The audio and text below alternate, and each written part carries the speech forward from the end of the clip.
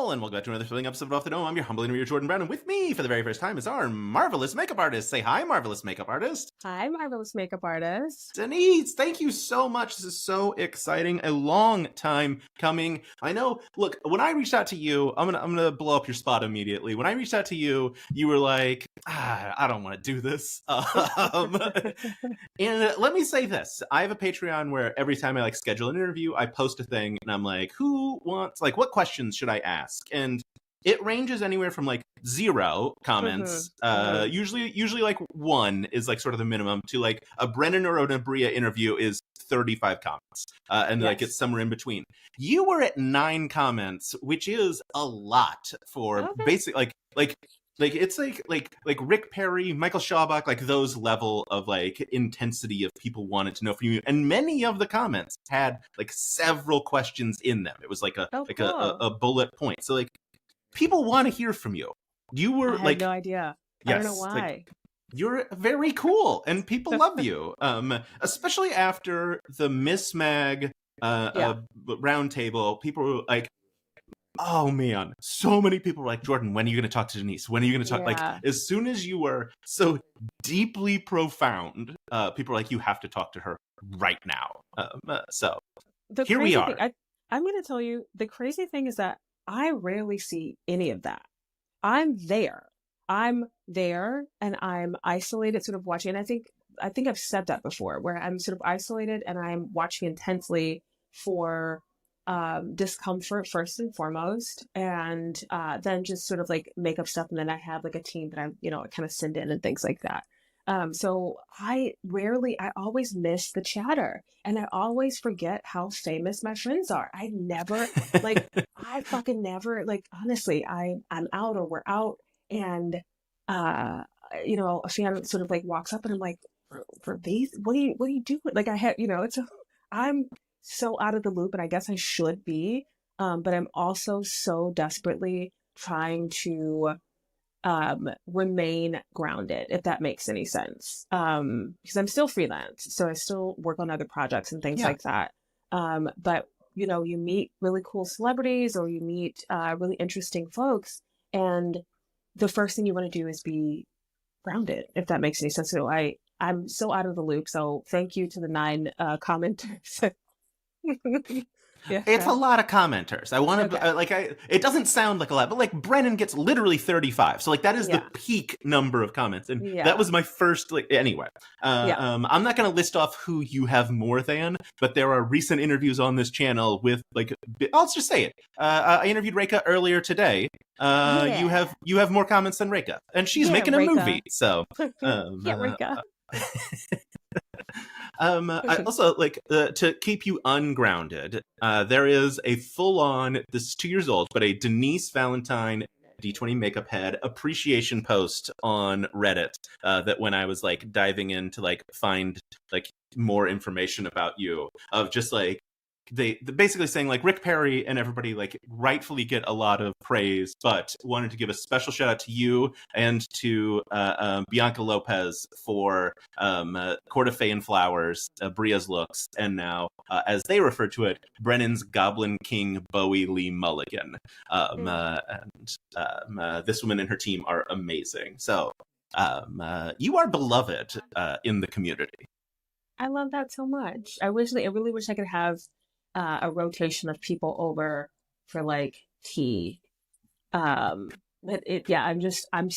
we are all so neurodivergent.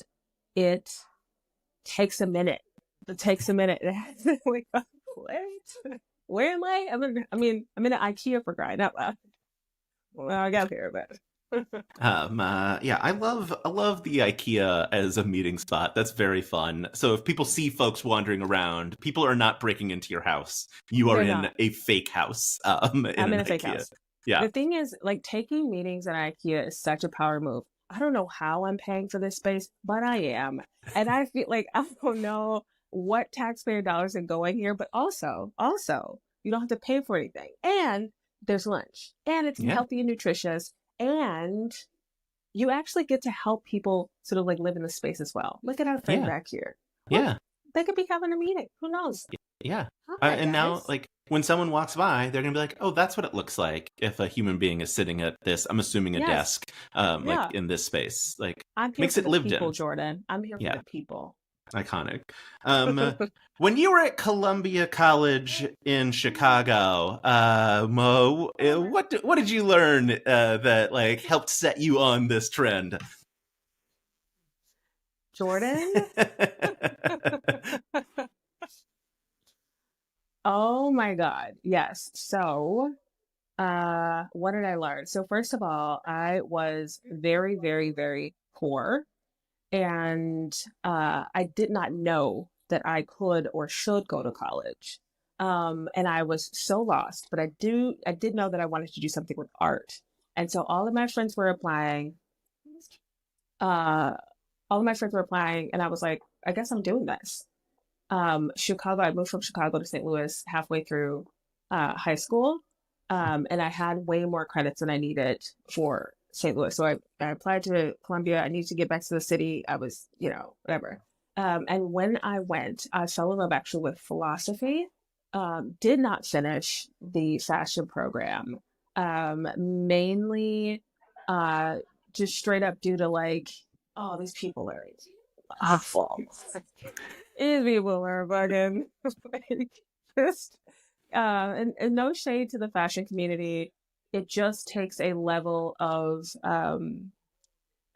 ego that I don't want to participate in. And you have to have it. It's great. Like there are some professions that it really takes a healthy dose of delusion, a healthy dose of ego, a healthy dose, and it's like at that point I was not there. You had the fabulous folks and sort of the emo, and it's like I don't know what I'm doing. I don't know what I'm doing. So that's, I mean, I think I learned that. I think I learned that sort of like healthy dose, like what it takes is that you have to be a little delusional if you want to be creative. You have to really sort of stretch out of your, um, I guess, of your comfort zone in a way that like, um, makes them believe you as opposed to following steps. I go to this school and then I go to this school and then this person I interview with this. It's like, no, you have to have a healthy side of delusion. And so I met tons of people who went on to do tons of great things. Are sitting side at Chanel and like on tour with Kanye, things like that. So that's what I learned. It's like, oh, connections and like free yourself. And that's another thing too, is that I'm from the South Side of Chicago. So I went to school with folks who had vastly different experiences. And I'm like, oh, wait, you drank all night and you're in your like pajamas and you went to class. What? Like, so yeah, I think that's what I learned. I was like, oh, I was in the rest of the world. I'm in this isolated sort of like neighborhood to like, my family's house, and now I'm out, which, that's what kids do when they go to college. But that's basically what I learned. It's like, Yeah. Just gotta believe in yourself. Amazing. Well, look, I would be remiss if I didn't ask, what are your thoughts on Emo's Pizza versus a Chicago deep dish? How do you feel about it? It's Chicago deep dish for life. What did Jon Stewart call it? A casserole? I love Probably, casseroles. yes. Yeah. I learned it. Of course, it's you cannot listen. You sit down. There's something so ridiculous about ordering an entire piece of pizza, knowing that you won't be able to eat it, and getting through half a slice and saying, "I'm gonna bust." Like that's an experience. That's all I'm saying. Yeah. No competition. That's fair. Look, I have to say, like, I saw Aabria a week and a half ago in New York. I was at 20-Sided Tavern, and I mentioned that I was going to be interviewing you very soon because she asked me something about like how the interviews were going, and she was like, Yeah. I loved me so much. Just like instant praise thrown your way. And I also should shout out, now this is like 2 years ago, but I interviewed Jasper while Burrow's End was going on. And he told me, yes, that you adopted him. And that was actually going to be my question. How's your adopted son doing these days? Oh my God, I'm so proud of him. I think he could be eating a little bit better. But the friends that he's hanging out with, but Jasper was so great and amazing. And what's interesting is that the show and the group of people are so interested in lifting folks up. And so when he got to drop out, when he got to LA, when he got to set, he's like, I was just watching everybody. Now I'm here. And I'm like, my son. Like, that's it. I can only offer you fatherly advice. But yeah, just the sweetest guy and fit so well into the family. That it's this whole thing is a fluke, dude. It's all made up. It's all like, I don't know how it works, but it works. It's amazing. And yeah, Jasper's great. I actually need to check on him and his kiddo. Yeah. Yeah. You're a grandfather. Because I'm a grandfather. Now. I'm a grandfather now. Yeah. Yeah. Yeah. I should say, if people haven't watched the Jasper interview, you explicitly became his dad. Yes. That is why. Yes.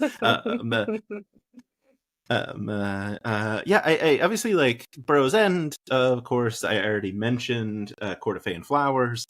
We are now 2 seasons of Misfits and Magic. You're so talented, it's ridiculous. But how great is it when someone like Aabria is coming into the table? And I mean, is she just like go nuts? Like, how's that? What is the vibe? There's a creative process that starts with, and first and foremost, let me please sing Aabria's praises for being a type of free that no one gave her permission to be. When you show up, we are still in a company, right? Brennan is sort of like this little bubble within this company that is, that obviously you offer, I don't know if I don't really know how to explain that, but I'm pretty sure by this point you've heard the term like Brennan shaped machine. I think I've said that, or, Carlos has said it. There's such an opportunity to not do anything and not do much, right? Because you come in and you're like, oh, well, Brennan's a friend of mine, he's very nice. But then you see the way sort of like his brain works and sort of like how intricate we've had to set up, we've had to start the company, and sort of like we sort of pull the sticks away and hope that we put the right peg in to sort of like build it back up in a way that sort of makes sense. And so to come into that and to say, I'm just going to go. I'm just going to create. I'm just going to be creative. I'm just going to, you're giving me the reins, and actually doing it. It's extremely hard. Most of the time, I think a lot of us need permission to just be ourselves in any given moment. So to meet with Aabria and for her to say, yes, yes, yes, yes, yes, and what if, it's a really cool thing, because then we're all here in our British shaped machine, and then all of our brains tone out and say, yeah, well, I guess somebody said it, so like, fucking let's do it. And so that's our process starts off like that, where we're having talks months in advance, so on and so forth. And then there's a certain point where Bria locks in. I have my direction, and then we have our schedule, which is really tight. And so what ends up happening is that complete download of information. I assess the situation and where we are. And as anyone who plays D&D knows that it is performance based. And obviously we have these great comedians and performers and who have their sort of own take on the story. And so, as you know, there's a whole lot of rewriting. There's a whole lot of how do I get to where I need to go? How do I get to where I need to be? And in that time, Aabria is locked all of us out and is just trusting. So it's a wild ride, because I'd like sit back and ask yourself, how often do you just say, you know what, I'm just gonna do whatever the fuck I want, and then at some point it's like, okay, no one talk to me, you do whatever the fuck you want, and then we make a show, and that's insane. It literally flips, sort of like 180, and then within that time, I then sort of take that and try to sort of like hit the points as much as I can. We don't have a lot of time. Like I said, Rick has his block of time within a 12-hour span. We have to do all of the like legal human stuff. And then there's the story stuff. I have to give way to the performers. So I'm doing what I can in the amount of time. I'm telling you, Akasaf, my fingers were bleeding. I'm like, she stands up and I'm like, Wig.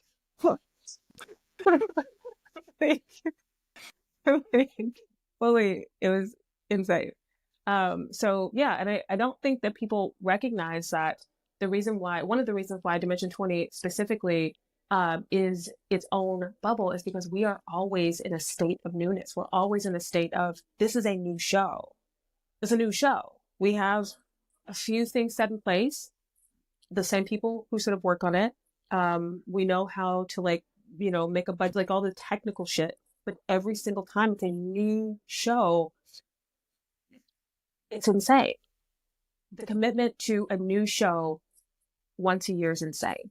And Aabria is perfectly primed for it. Hopefully, we get more interest in this and things grow and we can, sort of have more time, bigger experiences, more sort of like conversations with the fans, again, through all of our art. Yeah. And I think that that's what Aabria sort of brings to it. It's like, it's the multifaceted. And I think that folks, because of Brennan, folks really like to zero in on what sort of Brennan's amazing at. All the while, I think Aabria is juggling a full experience, a fuller experience in the visual, the storytelling, of course, and obviously the drama of it all, right? Mm-hmm. And it's not easy. So backwards and heels, as they say, right? Like, yes. Yeah, it's you probably don't know this. Aabria and I have a blood feud. We are mortal enemies. And so like, what obviously, can I stab you with? Look, no one's on my side. I'm very much aware of that. Thanks, IKEA gods. Yes. So I would never say this to her face, which is my favorite thing to say before I say truly one of the greatest living storytellers in existence. So incredible, and like a joy every time. And like I said, like one of the things, thinking a lot about like Bros End is probably my second favorite Dimension 20 season. And one of the things, Starstruck Odyssey, just like it's magic for me. To be fair, like it's hard to break into a non-Intrepid Heroes like top, because there's just so much more time to get to play in the space. But like one of those things about Bros End that I love so much is Abria's like anti-surveillance makeup that was obviously like heavily inspired by that, but like so like striking to watch and also so like informative of the story that was building. How much of that did she bring to you? How much did you add to that? Like what was the collaborative process like? So again, Aabria has very strong points of view. And so we talk about the story, we text back and forth, we start our whatever Pinterest boards, all of that.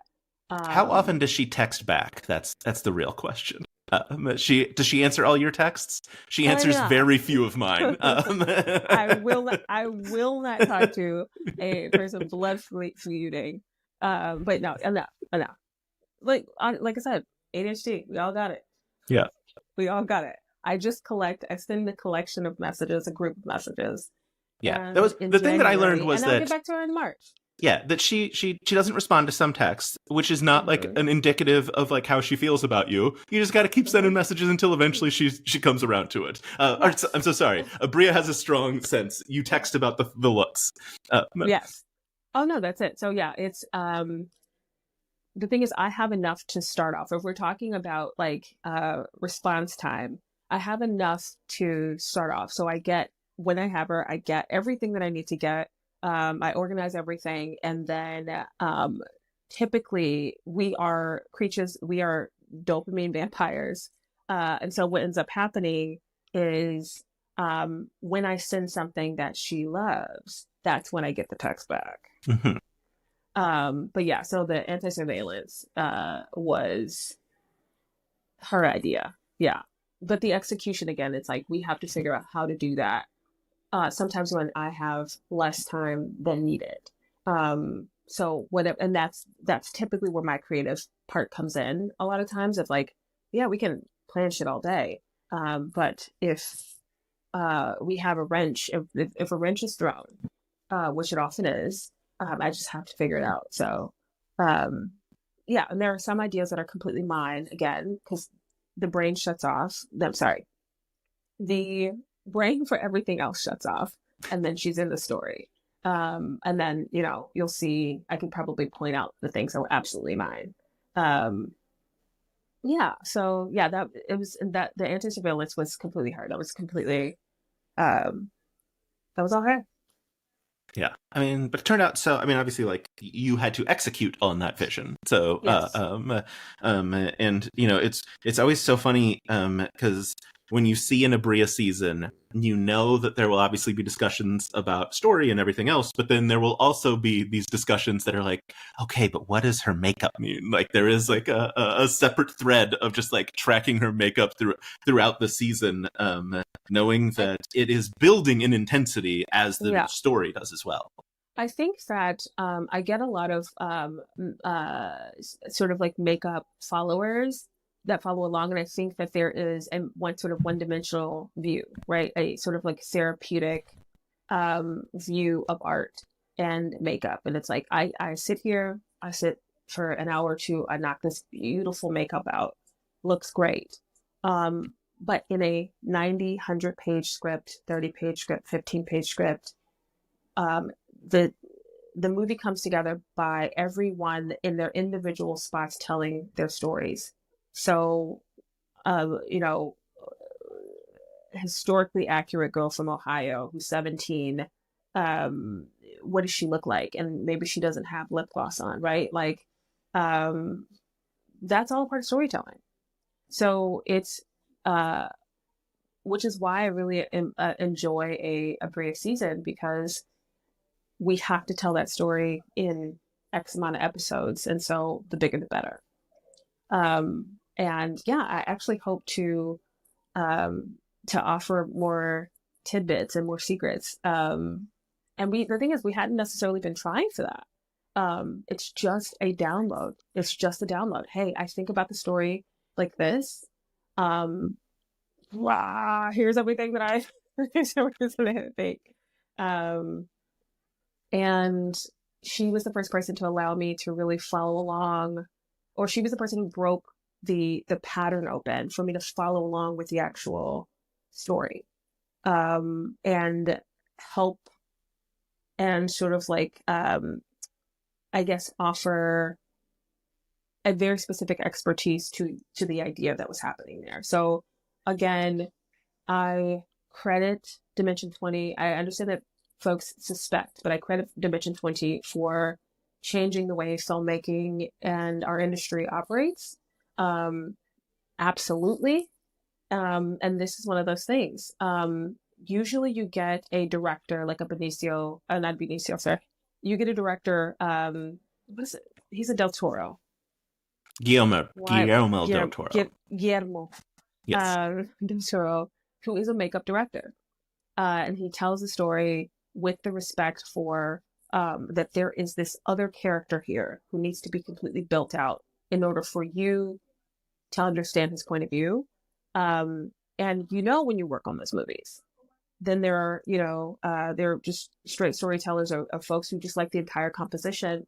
And Dimension 20 in its small but mighty self is doing all of that. It's focusing on all of that, and I don't think people know how incredibly intense that is. So for those who are doing makeup, get good, then get fast, and then make your own way. Find your own people and make your own way. Because I can get paid to do absolutely very little on set, because we're telling the story of a sad, depressed person, who might not have on any makeup at all. And I'm there to accentuate tiredness or sadness. And then there are times where we're there to turn the fuck up. Speaking of, we've just finished Dungeons and Drag Queens season 2. I really love. Well, obviously, Brennan. the hottest he's ever looked. Let's be very clear. And that's credit to you. The fun thing, and this is also like obviously a praise from Aabria, but Abria's also said of like, oh, so it takes the queens coming in for Brennan to like actually play with makeup. Okay, I see how it is. Yeah, I assume for obviously season 1 and season 2 of that's much more, I assume, in your hands in terms of what Brennan is going to look like for season 1, the whole show, but now for season 2, a progression through the show. Yes. So I have he has a character that is built and progresses. So I tell a story behind the scene, which I don't know that I've told anyone. And so I don't know that it's pretty intense. He has a whole life. And so the first season, Brennan was not necessarily comfortable with being transformed or changed. So the complete opposite of Aabria. Mm-hmm. And so a part of the process, again, like part of my job is ensuring a person's comfort and saying, I know this is uncomfortable. I get it. But we need to make all the fans wet. That too. Check. Mission accomplished. Are you wet? Yeah, but I know it's uncomfortable. Again, a part of storytelling. And the thing is, Brennan is a writer, right? And he is a performer, but he's a performer as himself. He's most comfortable as himself. He's most comfortable projecting and conveying ideas.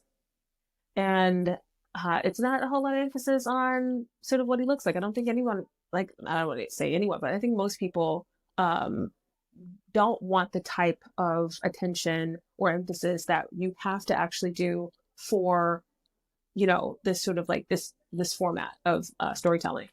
And so, yeah, I think the first time, I think this information is out there, he was very hesitant to disrespect the art form and disrespect the heritage and legacy. And then once he got permission, things are, he tends to go with like literal physical references. I saw these 2 things and this is what I want to do. And I'm like, right, but a lot of the queens, a lot of drag queens have taken a moment in time, or at least started with a moment in time, a person that they really appreciated and adored, a character that helped them out through a hard time, if it's Gaga, if the reference, or Cher or whatever, like those characters were like armor. And Brennan has always been so fascinated by reality that I'm like, oh, how about we just continue on with that, right? Like, going back to Ireland, you recognize how important an American experience is, right? Like, they don't think a lot of the shit that we think, just like in Irish culture, is as important, right? They're just like, it happened, it's fine. I'm Irish every day, it's fine. And for us, there was so much lost to capitalism and not that much gained. And so I think it's fun and important to actually know where you're from. Mind you, we're a pair who back in the day were pit against each other. So I think it's fun for me to like help to bring this cultural element forward. But then also like, he looks at me, I look at him, and we're like, we're a team, right? We're all just trying shit, right? Like I said, Brennan is a new leader every single time we shoot this. It's a new show. I have to be a new makeup artist. I have to be a new leader as well. And so, the first season was like, should we do this? Super nervous. Super nervous. He was working the whole time. Like, a part of the makeup that I'm doing with him doing this. Right? Or he's like, I like season 2. He's like, let's do eyeliner. And I'm putting a stick of, I'm putting a crayon in a man's eye who's never had a crayon in his eye.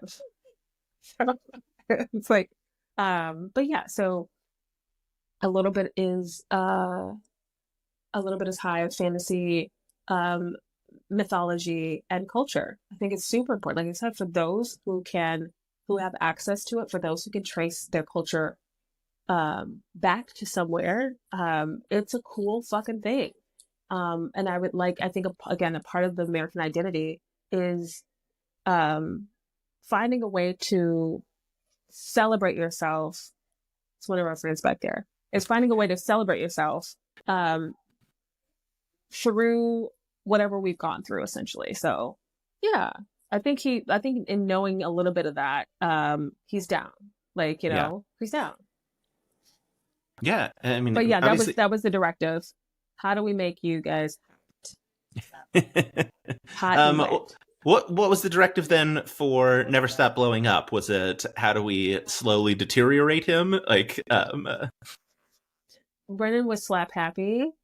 He, I think as he always does as a Capricorn, he just came off of saying he's going under something else, the baby, the what, but yeah, it was, I had been on a, 80s action binge prior to me even knowing about what was going on.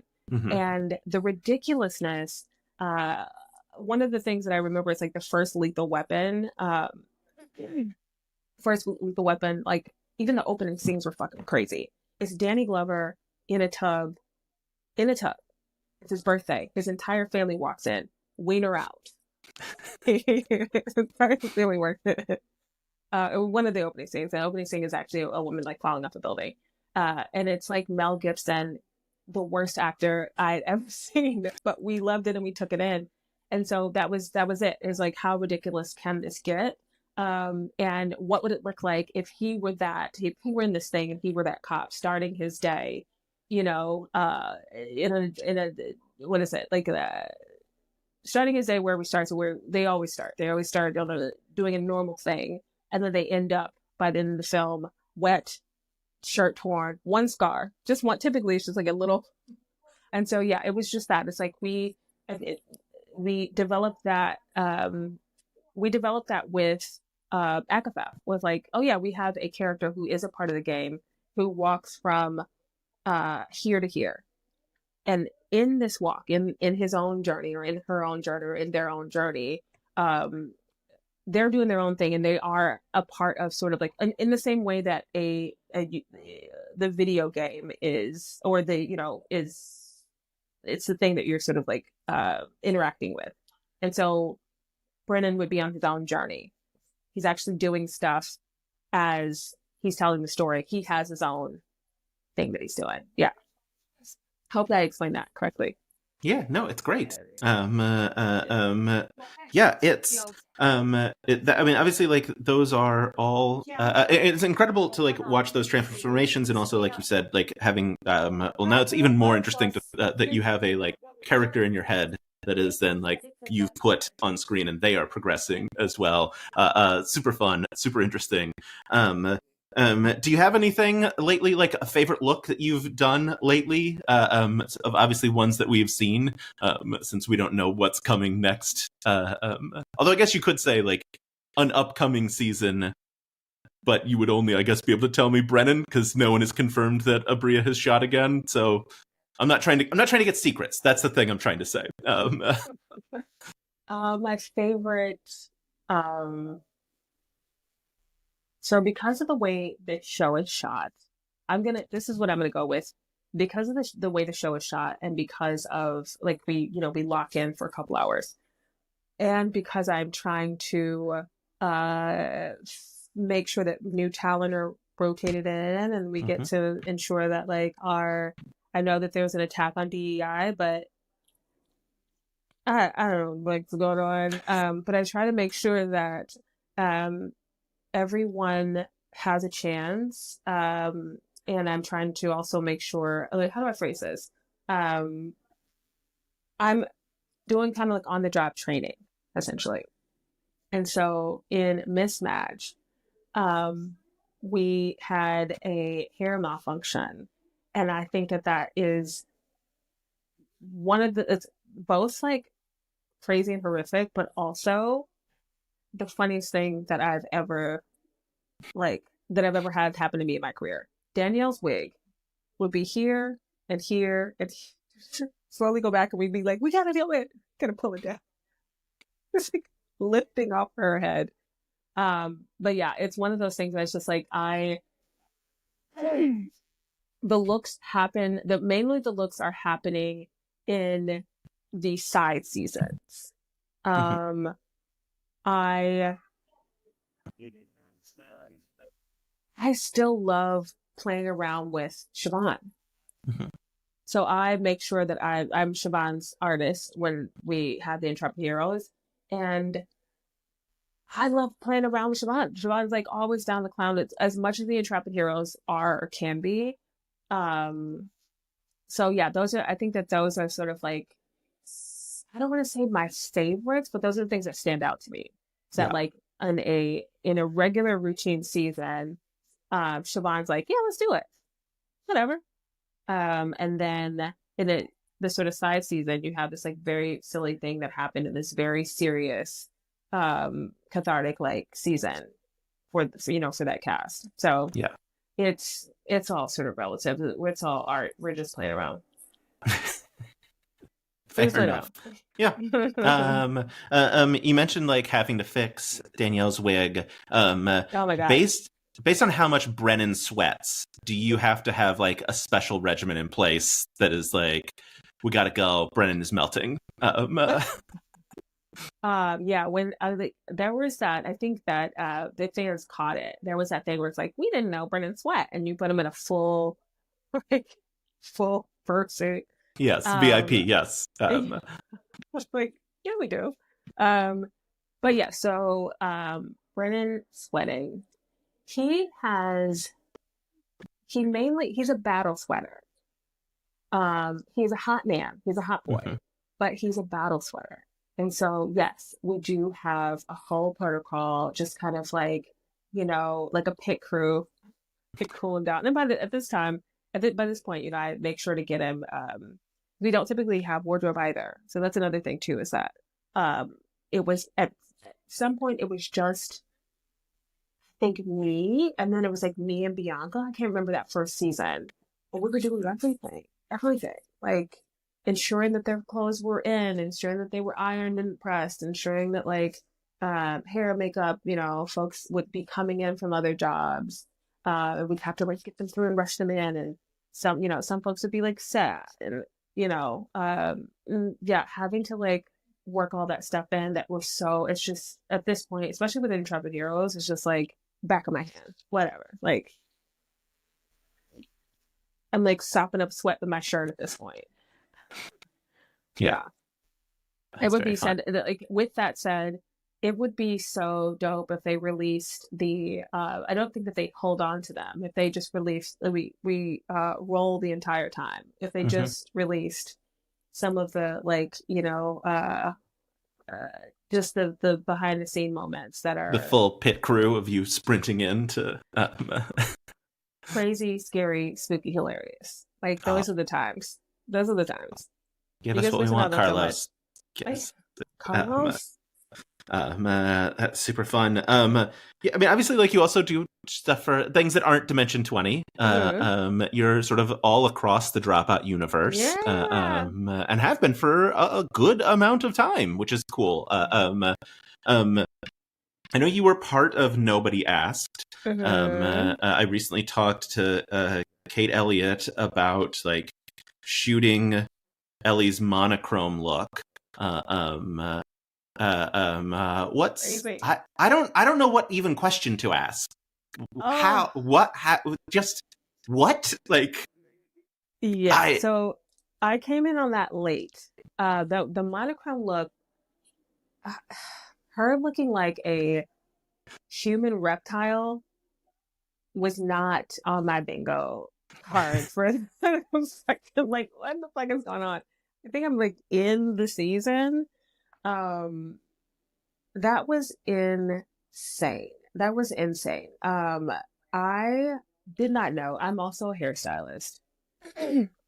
And um the idea was so like, it's just so hard, like head to toe, having to remove color out of someone's hair, and it's presumably you're looking at like what essentially is like what you want is a white sheet of paper. You want the ideal sort of circumstance. And having the idea to like underpaint. I don't know how, again, I haven't seen any of it. I have no idea what got edited in, but that was a long day. It was Ellie, who was fucking outrageous. I don't know who's an Ellie fan out there, but Ellie is top level a nut in a hut. And so we are on that set, all at recruited Bianca, and she's holding hair, and we're all just painting. And it was a silly, silly day. It was a silly day. I think I did see that the end image, and I really wish that we could have gone harder, deeper, faster. But there's that sort of thing was out of my control. I think if we had shot it differently, we would have probably shot it at the end, did the hair stuff, and then came back and maybe pretend, like maybe just took like a piece and like kind of, you know, did it. But we just kind of smashed it into a 12-hour day with a second episode. We were shooting 2 episodes, as we tend to do a Dropout. Yeah. But another thing is, I think I have so many stories. If I were wearing a GoPro, I think that we would double or triple in subscriptions. Like, it's insane. It's insane. Like, it's like the industry's version of like, you know, I don't know, like a modern version of like Jackass, but like smaller scale. No one's like, you know, taking trash cans down a 90-degree hill or anything like that. But it's just such an interesting thing to have these amazing performers have to be sort of like filtered in and then edited. Yeah. Like, it's just an insane thing. And I want to see it. I will see it eventually, but Jesus Christ, that day was crazy. Just for her to look like it's like a salamander. Like, Yeah. it's like, what are you doing? Wild. Yeah. I mean, it's just such a, like, I mean, you know, obviously at the beginning of Nobody Asked, when they're like, hey, we need you to come do makeup for a like science-y comedy show, I'm sure in your head you weren't like, and also dye a person one single color. Crazy. Yeah. Crazy. But made for an incredible episode of television. So is there like in the what's Miss Mac, the most recent season, you were in the behind the scenes crew roundtable, which was super cool. This means now, like, who am I think I'm just short the producer. I have Shawbach coming at the end of this week, and I will have interviewed basically everyone that was at that table. Amazing. You are my 60-second Dropout employee that I have talked to. I've talked to a lot of folks that work with you. Wow. How long can I ask, can I like turn the camera back around? Sure. How long have you been a Dropout fan? A Dropout fan? Boy, it would have been probably 2020. I just got like came into and was like, I need something to watch because I'm at home forever. Cool. And it was like I had been listening to The Adventure Zone, the McElroy's actual play podcast, and they were on Tiny Heist, of course. And Tiny Heist brought me over, and like there was one episode up on YouTube, and I was like, oh. And I had watched it like a while back, and I was like, I'm not gonna pay for another subscription service like pre 2020. And then in 2020, I was like, what was that thing that I was looking at? Like went and started watching Fantasy High on YouTube, and the swears are bleeped out, and I was like, I can't have this. I'll pay you any amount of money to make this stop happening. And then it was like $5 a month, and I was like, oh, this is the best deal ever. And then have like consumed a lot since then. That's so crazy. So like, again, you have to like, I don't know how to like convey this, because I hear people that I also like love and respect say, I don't know how to be famous. or, you know, not that it's fame, but Mhm. I forget. It's like being in LA is both a gift and a curse. And I specifically try to live away from all of that. And what ends up happening is that I'm just away from all of that. And uh, so when folks are sort of tell me how they got into it, 2020 was a hard year for us. Like Yeah. most of the full-time staff had just got laid off in January, I believe. And Hmm. so it is a weird transfer of energy that folks were they were looking for something and they found it in something that, again, Brennan has been doing since he's 10. Right. And I'm pretty sure there's a bunch of stories out there, so you guys know the stories, but it's so fascinating to me to see how A, folks have come into the platform, but B, sort of like what it means to them. Like, this is a cool thing. You have gotten to the point from 2020, you've accomplished more than Dropout. I don't think Dropout has topped to 62 employees at this point. I don't think they have. I haven't heard from the motherfuckers for, like, you know, since MSJ. Um, so yeah, that's a cool, like, that's another stuff that, like, it just really sort of like blows my mind. It's a cool thing that, um, so this is sort of like a snowball effect of like, you enjoy it so much that you're helping other people into it, and like that's a really cool fucking thing, dude. Thank you Yeah. for doing this. I Oh, really like, I you are absolutely right. I mean, you were a little harsh on me, but I was saying that I didn't know if anyone wanted to hear from me. That's my point of like, I don't yes. know what I have to offer. You have all these like, and you, like I said, you would be surprised how many people are either went to college for, or um you know, or performed or have some sort of performance Hmm. background. Like our CFO is like a puppeteer. So, you know, like there's an element of um what I'm discovering you as you're discovering me. So I'm getting, every once in a while I'm like, why are people following me? And I'm like, oh, okay, like you have a cool ass fucking makeup page. So yeah, thank you for this. And this is probably gonna inspire me to like get out there more and like, you know, Look, get if what if we have a season where it's all fan like suggestions that I get, mean, the fans would lose their minds. That's what. That's what. that would be so amazing. And then we can have like guest artists. Jordan, you're a genius. You're a I genius. I've done very little, but thank you. Yeah, I mean, like, yes, I'm excited to talk to anybody in like Dropout world, but also just like in like creative spaces. I find it extraordinarily fascinating, Mhm. and you know, like I've expanded past. I mean, not past, but I expanded beyond Dropout. I talk to people other than just Dropout employees. Is what Mhm. I'm trying to say. Yeah, Uh, for sure, um, for sure. but like I got weirdly famous isn't the right word, but like in a very niche spot on TikTok where people were like, "You're the dropout reporter of TikTok," and I Yeah. was like, "You guys want me to talk about it more? Great, I'll keep talking about it." But Yeah. yeah, it's really funny because like I have a very similar experience where like I feel like I'm not like obviously like I'm not like an OG fan. Like I came in 2020, not 2017, and like you know like Yeah. I haven't. And but then I'll see people that like you know the Game Changer is going to be coming out sometime in the next couple of months, and there for sure will be people that are like, wait.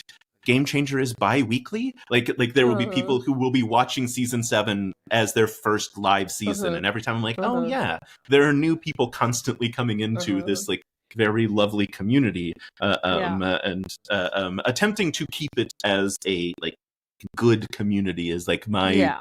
goal, I guess. Yeah. I That's yell super at late.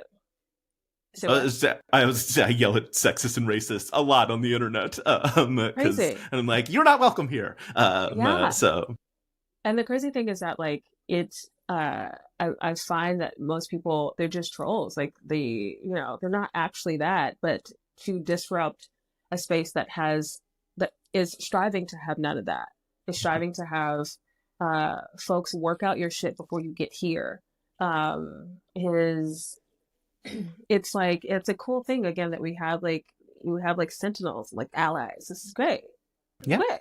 it's great. Look, Denise, this has been absolutely amazing. Thank you so much. If folks did want to go follow you on Instagram to see more of what you do, and theoretically it means you're going to post more things, where can they find you? I need to start. I should, like I said, this is inspiring me that I should probably like be online more. Oh my God. Yeah, I But even mean, I can't like a lot recommend of it. that's perfect. Even a lot of you guys are not online. Like I get a lot of followers from people who have like 300, like they just have it because it's supposed to be. Mhm. But you can catch me at one of one or ONE underscore AF underscore ONE. And I'll eventually lead everyone over to the name of my company slash like it's make it up as you go. It's exactly sort of my story. It's like, you know, I think a lot of people think that there's a couple of schools of thought around getting what you want or eh, living the life that you want to live. And reality is that it's not about you making people do what you want them to do all the time. And it's also sometimes not about sort of a system changing for you, but it's you making up new opportunities for yourself, making up new ways of being, um, just sort of like designing your own world and sort of pushing that out. But also accepting that like when things don't work out and they don't work out and you just sort of like create new paths. So it's make it up as you go on Instagram, but I'll get around to like figuring out what that looks like too. And the thing is I'm a procrastinator and an artist, so whenever I get around to like I'm so sorry. And also, can I say this? There have Yes. been there have been some beautiful folks that have followed me. I don't have any content for you. I'm so sorry, but I will. And you can also let me know what you want to see. I have tons of behind the scenes stuff, but also some of the artists who follow me are flawless. They're flawless. And I would kind of like want to see some more of your shit. So tag me. Fuck it, you know? Um, yeah, this was great. And this is my second meeting today at IKEA. I want to thank our sponsors, IKEA. Um, and this Sosa Dalla grid Yeah, situation been holding us down this whole time.